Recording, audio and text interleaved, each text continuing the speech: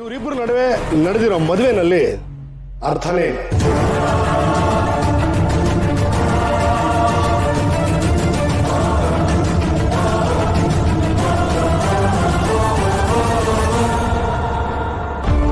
ಸತ್ಯ, ಯಜಮಾನ್ರಿಗಿರೋ ವಿಷಯ ಎಲ್ಲ ಗೊತ್ತಾಯ್ತು. ನನಗಂತೂ ಈ ಬಂಧನದಿಂದ ಮುಕ್ತಿ ಸಿಕ್ತು. ಇವರಿಬ್ರು ಯಾವಾಗ ಮದುವೆ ಆದ್ರು, ಹೇಗ್ ಮದುವೆ ಆದ್ರು, ಎಲ್ಲಿ ಮದುವೆ ಆದ್ರು, ಯಾಕೆ ಮದುವೆ ಆದ್ರು ಯಾರಿಗೂ ಗೊತ್ತಿಲ್ಲ. ಯಾಕೆಂದ್ರೆ ಆ ಪ್ರಕ್ರಿಯೆ ನಮ್ಮ ಕಣ್ಮುಂದೆ ನಡೆದೇ ಇಲ್ಲ.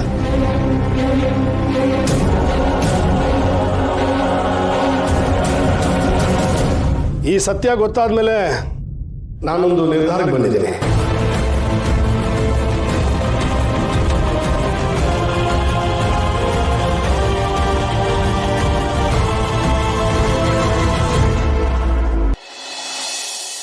ನಾನು ಈ ನಿರ್ಧಾರ ತಗೊಳ್ಳೋದಕ್ಕೆ ಮುಖ್ಯವಾದ ಕಾರಣನೇ ನಮ್ಮ ಶ್ರೀವಲ್ಲಿ.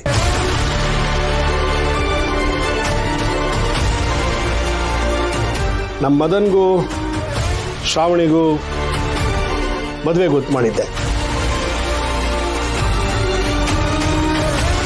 ಅವರು ಜೀವನದುದ್ದಕ್ಕೂ ಸಂತೋಷವಾಗಿರ್ತಾರೆ ಅಂತ ಅಂದ್ಕೊಂಡಿದ್ದೆ.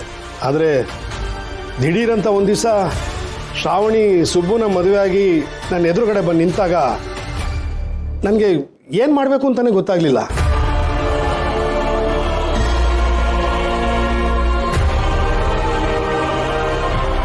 ಆಗ ನನಗೆ ಅವಮಾನ ಅನ್ನಿಸ್ತೋ, ಕೋಪ ಬಂತೋ, ಆವೇಶ ಬಂತೋ ಗೊತ್ತಿಲ್ಲ. ಅದಕ್ಕೆ ಏನೂ ಮಾತಾಡದೆ ಮದುವೆ ಮಂಟಪದಿಂದ ಹಾಗೆ ಹೊರಟ್ಬಿಟ್ಟೆ.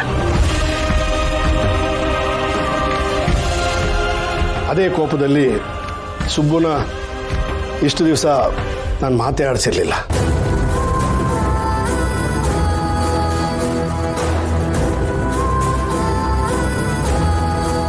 ಈಗ ಮತ್ತೆ ಸುಬ್ಬು ಹತ್ತಿರ ಆಗಿದ್ದಾನೆ. ಅವನು ಈ ಮನೆ ಮಗ ಅನ್ನೋದು ಸುಳ್ಳಲ್ಲ. ಆದರೆ ಈ ಮಧ್ಯೆ ಸಾವಿರಾರು ಜನ ಸಾವಿರಾರು ಮಾತಾಡ್ಕೊಂಡ್ರು.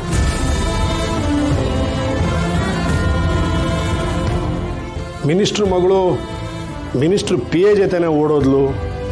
ಮಗಳ ಮನಸ್ಸನ್ನೇ ಅರ್ಥ ಮಾಡ್ಕೊಂಡಿಲ್ಲ.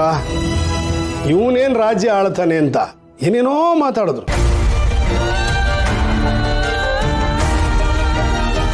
ಅವ್ರಿಗೆಲ್ಲ ಸರಿಯಾದ ಉತ್ತರ ಕೊಡಬೇಕು ಅಂತ ಸಮಯಕ್ಕೆ ಕಾಯ್ತಾ ಇದ್ದೆ. ಆ ಸಮಯ ಈಗ ಬಂದಿದೆ.